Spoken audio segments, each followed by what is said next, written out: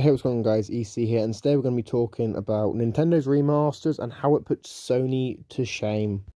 I will say I'm going to be a little bit biased in this video because obviously I do prefer Nintendo to Sony, but currently I have a list of games that are remastered by Nintendo and Sony, well, within the last year and a bit, and I want to go over this and show you what I mean. So, for example, Last of Us Part 2, remaster is coming on the 19th of January 2024. The original game released on the PS4 on the 19th of June 2020. So that game is obviously quite fairly recent still. It could have easily just been ported to the PS5. Luigi's Mansion Dark Moon is obviously been remastered, otherwise known as Luigi's Mansion 2 in other countries. Original release is 20th of March 2013, and it's planned for a summer 2024 release date. So that's over 10 years, just over a decade.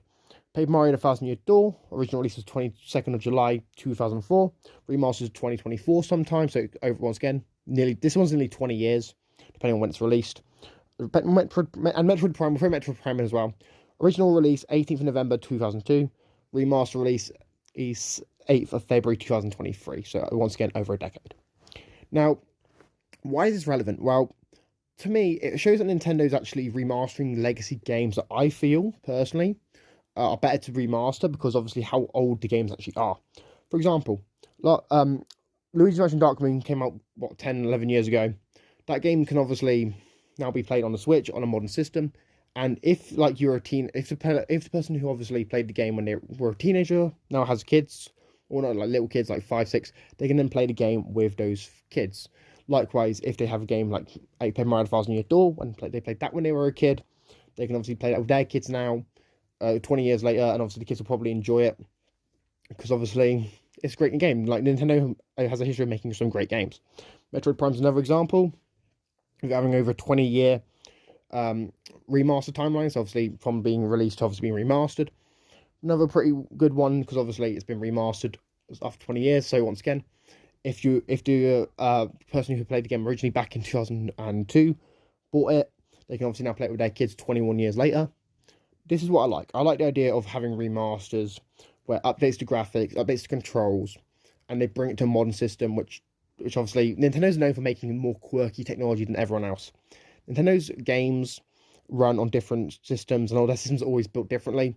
Whilst with, say, the Xbox or the PlayStation, there's very easy way to obviously port certain games over, especially when obviously you consider that the PS5 and the Xbox Series X and S both do offer games from their legacy systems.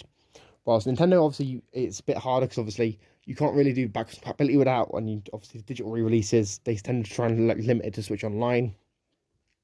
But I do think this is obviously good for Nintendo. I think Nintendo is doing this better than Sony in a lot of ways because obviously, to me, the games like Last of Us Part 2 isn't even 3 years old when it's getting remastered. And I kind of feel like that's a big deal that people aren't talking about because obviously it's less than 4 years old. And I know a lot of YouTubers obviously defend it, and there'll be Sony fanboys, and they'll be, going behind the bike shed with Sony, and going, oh yes. But then I gotta admit, I think Nintendo's got it right here. A decade to 20 years for a remaster. I think that's pretty fine, and it's what other companies have done as well back in the day as well. A few years ago, obviously, I'm pretty sure Crash and Spyro did the same thing. So it's good to see that obviously Nintendo's continued this on. But yeah, guys, what do you think? Do you agree? Do you disagree? Do you think this puts Sony to shame? Let me know what you think down in the comments down below. If you're new, make sure you subscribe, like, share, comment, turn notifications. I've been EC, and I'm signing out. Peace.